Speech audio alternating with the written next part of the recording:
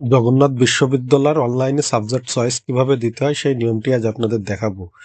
তো এখানে আপনারা এটা মোবাইল ফোন থেকে না করে ল্যাপটপ বা কম্পিউটার থেকে করলে সব থেকে ভালো হয়। তো দেখতে পাচ্ছেন যে কোনো একটি ব্রাউজারে আসবেন, এসে গুগল সার্চে জগন্নাথ ইউনিভার্সিটি অ্যাডমিশন এটা লিখে যদি আপনি সার্চ করেন, তাহলে আপনার সামনে ঠিক এরকম একটি ওয়েবসাইটের লিঙ্ক কিন্তু চলে আসবে। দেখতে পাচ্ছেন জগন্নাথ ইউনিভার্সিটির যে অফিসিয়াল যে ওয়েবসাইট, সেটা কিন্তু আমাদের সামনে দেখাচ্ছে। এখানে যদি আমরা ক্লিক করি এই যে অ্যাডমিশনের উপরে, তাহলে কিন্তু আমরা জগন্নাথ ইউনিভার্সিটির অফিসিয়াল ওয়েবসাইটে আমরা প্রবেশ করব। লিঙ্কটি ডিসক্রিপশনে দেওয়া থাকবে, চাইলে সরাসরি লিঙ্কে ক্লিক করে প্রবেশ করতে পারেন।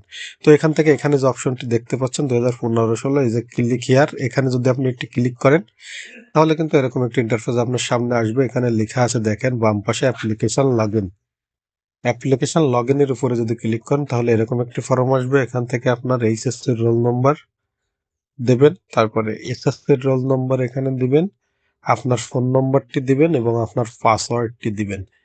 এই তথ্যগুলো আপনি দিয়ে যদি লগ ইনে ক্লিক করেন তাহলে কিন্তু আপনার প্রোফাইলের ভিতরে আপনি প্রবেশ করবেন। নির্ভুলভাবে এই তথ্যগুলো দিয়ে যখন লগ ইনে একটি ক্লিক করবেন তখন দেখবেন ঠিক এরকম ভাবে আপনার প্রোফাইলের ভিতরে আপনি প্রবেশ করবেন।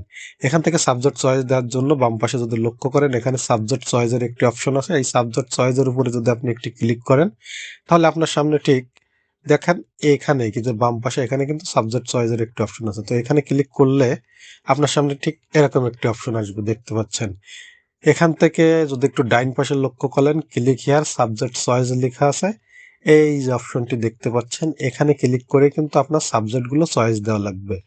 তো এটাও আপনাদের দেখাবো সম্পূর্ণ প্র্যাকটিক্যালি কিভাবে আপনি এই কাজটি করবেন। দেখেন এখানে যখন ক্লিক করবেন তখন এরকম ভাবে আপনার সাবজেক্ট চয়েস দেওয়ার অপশনগুলো চলে আসবে। উপর থেকে একটু পড়ে নেবেন। দেখেন উপরেই কিন্তু সর্বপ্রথম নির্দেশনা দেওয়া আছে কিভাবে আপনি এই কাজটি করবেন, এবং তারাই বলতেছে যে কম্পিউটার বা ল্যাপটপ থেকে এই কাজটি করার জন্য।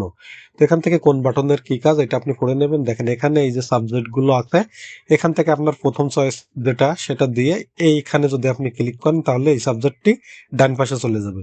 দ্বিতীয় চয়েস যেটা সেটার উপর একটি ক্লিক করে যদি আবার এখানে ক্লিক করেন তাহলে দ্বিতীয়টা ওই পাশে চলে যাবে। দেখতে পাচ্ছেন ঠিক এইভাবে আপনি সাবজেক্টগুলো চয়েস করবেন উপর নিচে করার জন্য। এখানে যে বাটনগুলো দেখতে পাচ্ছেন এইগুলো ব্যবহার করে কিন্তু উপর নিচে আপনি করতে পারেন। হ্যাঁ, তো যদি সবকিছু ঠিকঠাক থাকে, একবার সম্পূর্ণ সবকিছু মিলায় দেখবেন, আপনার সাবজেক্ট চয়েসটি যদি ঠিক থাকে তাহলে কিন্তু এখন এই যে এখান থেকে আপনি চাইলে উপর নিচে পরিবর্তন করতে পারেন। তো এই যে সাবমিট বাটনে যদি আপনি একটি ক্লিক করেন তাহলে কিন্তু আপনার সাবজেক্ট চয়েসটি সম্পূর্ণভাবে কমপ্লিট হয়ে যাবে।